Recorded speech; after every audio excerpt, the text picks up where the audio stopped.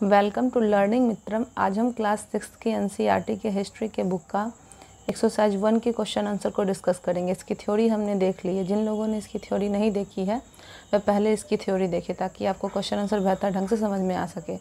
अगर आप हमारे चैनल पर नए हैं तो इसे लाइक करें, शेयर करें और सब्सक्राइब करें और साथ ही बेल आइकन दबाकर नोटिफिकेशन भी ऑन कर लें ताकि नेक्स्ट वीडियो की नोटिफिकेशन आपको आसानी से मिल सके। अब यहाँ पे हम क्वेश्चन आंसर को देखेंगे। इससे पहले हमने थ्योरी देखा, आप थ्योरी बेहतर ढंग से देखें ताकि आपको क्वेश्चन आंसर और भी अच्छे से समझ में आए। अब इसे हम शुरू करते हैं। यहाँ पे आपको क्या करना है, निम्नलिखित को सुमेल करना है। यहाँ पे नर्मदा नदी के बारे में है। नर्मदा नदी के बारे में यहाँ पे क्या कहा गया था, यह पहला बड़ा राज्य था, शिकार तथा संग्रहण था, लगभग 2500 वर्ष पूर्व के नगर थे, आरंभिक कृषि यहाँ पे हुई थी, यह प्रथम नगर था। तो नर्मदा घाटी जो है वो शिकार तथा संग्रहण का जो है पहला जगह था। और मगध के बारे में क्या है कि ये आपको पहला बड़ा गणराज्य था। उसके आगे हम देखेंगे गारो और पहाड़ियों के बारे में। तो गारो और पहाड़ियों के बारे में भी हमने जाना था जब हमने चैप्टर पढ़ा था। तो यहाँ पे जो है यहाँ पे आरंभिक कृषि वगैरह जो है वो की जाती थी। तो इसका ऑप्शन हो जाएगा थर्ड। उसके सिंधु और सहायक नदियों के बारे में क्या है, तो सिंधु और सहायक नदियों में मनुष्यों ने क्या किया था, अपना पहला नगर बसाने का प्रयास किया था। तो सिंधु और इसके सहायक नदियों का जो ऑप्शन हो जाएगा वो हो जाएगा आपको प्रथम नगर। उसके बाद गंगा घाटी के बारे में क्या है, यहाँ पे लगभग 2500 वर्ष पूर्व के नगर यहाँ पे हमें देखने को मिलते हैं। तो गंगा घाटी का ऑप्शन जो हो जाएगा ये। आप इसे रोक कर क्या करें, सारे आंसर को आप टिक आउट कर सकते हैं अपने कॉपी में या फिर आपकी बुक में भी आप इसे टिक आउट कर सकते हैं। अब हम पहले क्वेश्चन को अगर समझ चुके हैं तो हम दूसरे क्वेश्चन की ओर बढ़ते हैं। पांडुलिपि तथा अभिलेखों के बारे में एक अंतर बताना है। तो हमने जब थ्योरी डिस्कस की थी तो हमने पांडुलिपि के बारे में जाना था कि इसको बड़े बड़े ताड़पत्र और भोजपत्रों में हाथों से लिखा जाता था, जबकि अभिलेखों को पत्थर पे और धातु जैसे कठोर सतहों पर उत्कीर्ण करके यानी कि खोद करके लिखा जाता था। ये पांडुलिपि और अभिलेखों में मुख्य अंतर है। अब हम तीसरे क्वेश्चन की ओर बढ़ेंगे।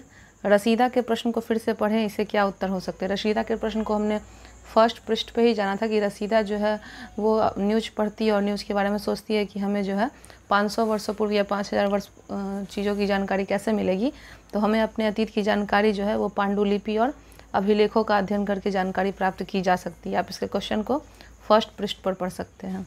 इसके अलावा जो है ईंट पत्थर से बनी इमारतों के अवशेष, चित्र, मूर्ति, औजारों, हथियारों, बर्तनों तथा सिक्कों आदि पर भी जानकारी जो है हमें मिल सकती है। मतलब जितने भी पुरातात्विक होते हैं यानी कि जो इतिहासकार होते हैं, जो खुदाई करते हैं, तो उसमें पुरातात्विक जो होते हैं जो किसी भी राजा के बारे में जानने का प्रयास करते हैं, तो वहाँ पे इमारत वगैरह हो गया और सिक्के और मूर्ति, औजार, हथियार, इन सब चीज़ों से हम क्या कर सकते हैं, जानकारी प्राप्त कर सकते हैं।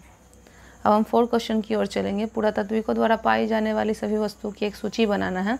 इसमें कौन सी वस्तुएं पत्थर की बनी होती थी, मतलब पुरातात्विक के बारे में बताना है कि वो किसी भी जगह का इतिहास जानने के लिए किन किन चीज़ों को खोजा करते थे। तो पुरातात्विकों द्वारा पाई जाने वाली वस्तु जो है उसमें आपको सिक्के हैं, हथियार है, आभूषण है, चित्र तथा मूर्ति है, औजार है, हड्डियाँ हैं और पत्थर तथा ईंटों से बनी इमारतें। इनके आधार पर किसी भी राजा के बारे में सिक्कों के द्वारा जाना जा सकता था कि ये किस काल के सिक्के हैं और उस राजा के इतिहास में किस तरीके के सिक्के चलते थे, सोने, चांदी, तांबे आदि के। उसके बाद हथियार कैसे होते थे, किस तरीके का राजा होता था, आभूषण से पता कर सकते थे, चित्र और मूर्तियाँ देखकर पता कर सकते थे, औजारों के बारे में जान सकते थे और हड्डियों से भी पता किया जा सकता था कि राजा का इतिहास क्या है, अथवा पत्थर और ईंटों से भी बनी इमारतों के अवशेष से हम जान सकते थे कि कौन से राजा का इतिहास कितना और क्या है। पत्थर से बनी मूर्तियाँ होती थी जिसमें कि इमारतें, हथियार, औजार और मूर्तियाँ। खुदाई के तत्पश्चात जो पुरातात्विकों को यह चीज़ें मिलती हैं उसमें इमारतें, हथियार, औजार और मूर्तियाँ मुख्य रूप से भूमिका निभाती हैं। कि खुदाई के वक्त में अगर हमें इमारतें मिलती तो हम इमारतों के द्वारा जान सकते थे कि राजा का मतलब भवन कैसा होता था। हथियार से भी जान सकते हैं कि राजा जो है वो किस तरीके का हथियार रखते थे। औजारों से भी हम जान सकते हैं और मूर्तियों से भी उनका इतिहास जाना जा सकता है, क्योंकि बहुत सारे राजा जो है अपने शासनकाल में मूर्तियाँ बनवाया करते थे ताकि उनके इतिहास की जानकारी जो है मिल सके लोगों को। उसके बाद है 5वां क्वेश्चन, साधारण स्त्री तथा पुरुष अपने कार्यों का विवरण क्यों नहीं रखते हैं, इसके बारे में तुम क्या सोचती हो। साधारण स्त्री और पुरुष अपने कार्यों का विवरण इसलिए नहीं रखते हैं क्योंकि उसके बहुत सारे कारण हैं। राजा तो बहुत सारा ऐसा कार्य करता था दरबार में, समाज में, ताकि लोग उसे याद रखें और उसे याद को रखने के लिए वो मूर्ति बनवाया करता था या फिर इतिहास लिखवाया करता था। आम लोग इसलिए इतिहास नहीं लिखवाते थे क्योंकि उनके पास या तो उतना समय नहीं होता था या फिर उतने ज़्यादा उनके पास पैसे नहीं होते थे कि वे अपने इतिहास को लिखवा सके, और वो अपने इतिहास को इतना महत्वपूर्ण भी नहीं मानते थे। यह भी संभव है कि वो पढ़े लिखे भी नहीं होते थे, क्योंकि राजा के शासनकाल में राजा के बेटे और बेटियों को ही केवल जो है शिक्षा ग्रहण करने का अधिकार था। बहुत सारे ऐसे राजा थे, तो बहुत सारे ऐसे जनता और श्रमिक किसान वगैरह होते थे जो पढ़े लिखे नहीं होते थे, इसलिए वे अपना इतिहास नहीं लिखवाते थे। और यह कार्य बहुत खर्चीला था और पैसों की कमी के कारण वह कार्य जो है ये नहीं करते थे। तो साधारण स्त्री पुरुष अपने कार्यों का विवरण इसलिए नहीं रखते थे। अब हम आगे चलेंगे। कम से कम 2 बातों का उल्लेख करना है जिनसे तुम्हारे अनुसार राजाओं और किसानों के जीवन में भिन्नता का पता चलता है। ये अंतर तो हम खुद भी कर सकते हैं कि राजा और आम आदमी का जो जीवन है वो किस तरीके से भिन्न है। तो बहुत सारी ऐसी बातें जिसमें हम समझ सकते हैं कि राजा और किसान का जीवन जो है कैसे भिन्न होता है। तो राजाओं और किसानों के जीवन में क्या अंतर था? राजाओं का जीवन वैभव और ऐश्वर्य से परिपूर्ण होता था, जबकि किसानों का जीवन जो है कष्ट से भरा होता था। राजा अपनी विजयों का लेखा जोखा करते थे, जबकि किसान अपने कार्यों का लेखा जोखा नहीं रखते थे। इसमें भी बहुत सारे दिए गए हैं आपको कि राजा का जीवन वैभवपूर्ण था, उन्हें कोई पैसों की कमी नहीं होती थी, लेकिन साधारण जनता और किसानों के जीवन जो है वो काफ़ी ज़्यादा कष्ट से भरा होता था। कभी उन्हें खाने के लिए नहीं होता था, कभी रहने के लिए स्थान नहीं होता था। ये सारी ऐसी बातें थी जिसके कारण जो है हम राजा और किसानों में भिन्नता देख सकते हैं। और राजा अपनी विजयों का लेखा जोखा रखते थे कि कहाँ गए, कैसे किए, क्या किए, लेकिन किसान जो है अपने किसी भी कार्य का लेखा जोखा नहीं रखते थे। क्वेश्चन नंबर 7 है, पृष्ठ 1 पर शिल्पकार शब्द का पता लगाने के शिल्पकार क्या होते थे?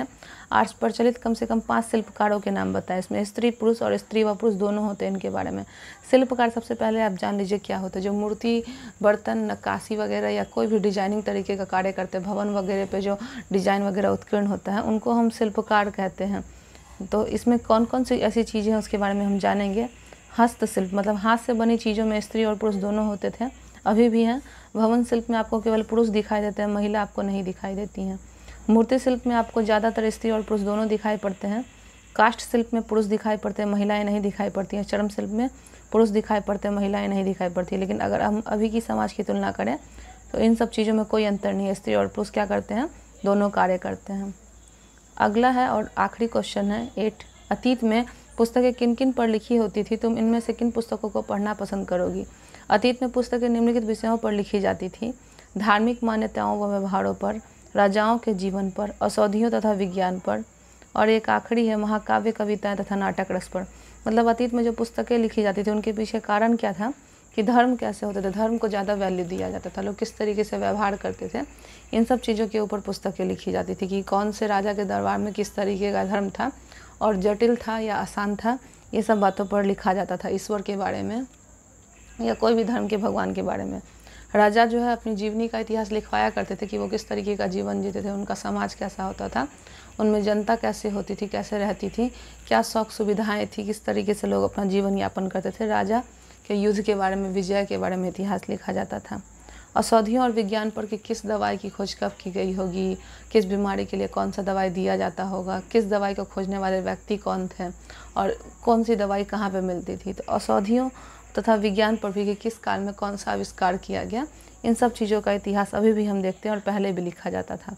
महाकाव्य और कविताएं भी लिखी जाती थी, कहानी हो गए, कविताएं हो गई और नाटक रस हो गया, ये सारा कुछ लिखा जाता था। आपने देखा होगा नाटक वगैरह वो भी लिखा जाता है और आज के समय में लोग उसे क्या करते हैं, मंच पर दोहराते हैं, स्टेज पर दोहराते हैं। महाकाव्य जैसे कि महाभारत, रामायण और कालिदास के भी बहुत सारे महाकाव्य हैं, उन सब चीज़ों को भी आप देखें तो उसमें आपको कहानी भी जानने को मिलेगा। और कविताएं तो हम भिन्न भिन्न तरीके के देखते हैं, अपने पाठ्य पुस्तकों में भी देखते हैं। तो यह जो चैप्टर है इसका क्वेश्चन आंसर यहीं पे समाप्त हुआ। अगर आपको हमारा यह वीडियो पसंद आया हो तो आप इसे लाइक करें, शेयर करें अपने दोस्तों में अधिक से अधिक। मिलते हैं अपने नेक्स्ट वीडियो में। Thank you.